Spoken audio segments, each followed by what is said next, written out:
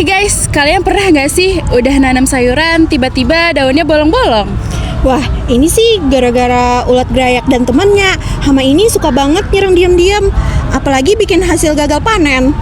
Maka dari itu, hari ini kita bahas tentang hama-hama pada tanaman hortikultura. Yuk kita mulai. Pertama nih, ada ulat gerayak atau biasanya nama ilmiahnya itu Spodoptera litura.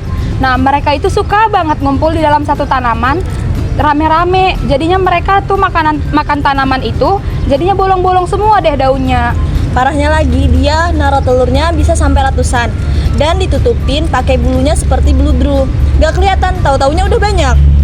Kalau buat sawi, kita bisa menggunakan jamur metarhizium atau menggunakan insektisida seperti kurokron. Dan untuk cara gampangnya, kita bisa ambil dan langsung musnahkan hama tersebut.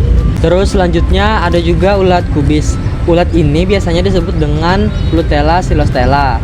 Pada awalnya, ulat ini bersembunyi di dalam daun, lalu keluar dan menyerang daun. Ulat ini sering banget menyerang tanaman muda. Nah, ini dia teman-teman, hama-hama yang sering menyerang pada tanaman sawi. Nanti kita akan lanjut lagi ke tanaman berikutnya ya. Bye. Sekarang lanjut ke tanaman apa nih guys? Tomat. Nah, di tanaman tomat ada kutu daun Apis gossypi. Dia kecil-kecil tapi ngeselin. Dia nyedot nutrisi tanaman, bikin daun keriting, bahkan bisa membawa virus.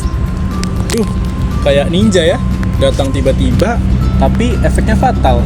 Untung bisa dikendalikan pakai cendawan Verticillium lecani dan bisa dikendalikan pakai predator alami kayak kepik.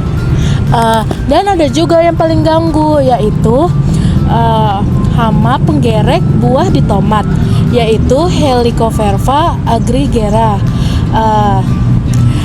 Hama tersebut bikin buah tomat berlubang dan juga buah tomatnya itu ada terdapat kotoran. Kalau udah gitu bisa bikin buah jadi busuk dan jatuh dong. Terus solusinya kita bisa pakai feromon seks atau menggunakan tanaman refugia, juga menggunakan parasitoid seperti Trichogramma. Nah, ini tadi penjelasan tentang hama di tanaman tomat. Sekarang kita lanjut ke tanaman selanjutnya ya guys. Oke, sekarang kita masuk ke hama tanaman cabai. Tanaman cabai merupakan tanaman yang sering menjadi langganan hama. Hamanya yaitu ada thrips, lalat buah, kutu daun, dan masih banyak lagi. Tetapi yang paling sering menyerang itu adalah thrips. Thrips bisa menyebabkan daun menjadi keperak-perakan, bisa menggulung, serta bisa muncul seperti tumor. Wah, serem ya, tapi masih bisa dicegah kok dengan tanam kenikir kuning di sekitar tanaman atau pasang perangkap kuning. Selain itu ada juga lalat buah yang biasanya menyuntikkan telur ke buah cabai. Biasanya ada bintik hitam di pangkal buah, itu tandanya buah cabai sudah terserang. Solusinya gampang, bungkus buah, pakai perangkap metil eugenol dan rotasi tanam. Dan jangan lupa buah busuknya dibuang. Oke. Nah, sekarang lanjut ke hama tanaman umum. Kalian tahu nggak apa yang loncat-loncat itu?